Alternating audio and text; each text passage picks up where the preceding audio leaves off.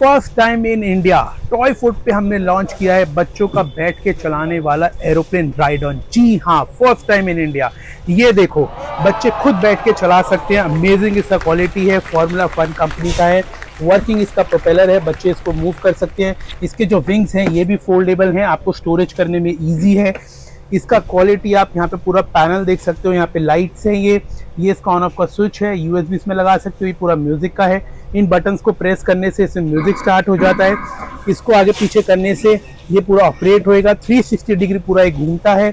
ईवा के इसके व्हील्स हैं, सुपर्ब क्वालिटी। हमारे नंबर्स फ्लैश कर रहे हैं। पैन इंडिया हम लोग की शिपिंग है। अमेजिंग इसका प्राइस है, अमेजिंग इसकी क्वालिटी है। कहीं जाने की जरूरत नहीं है, सीधा हमारे नंबरों पे कांटेक्ट करो। दिवाली फेस्टिवल आ रहा है, बच्चों गिफ्ट करने के लिए अमेजिंग ऑप्शन। याद रखना, फर्स्ट टाइम सिर्फ और सिर्फ ये टॉय फूड पे लॉन्च हुआ है बच्चों का अमेजिंग एरोप्लेन राइड ऑन।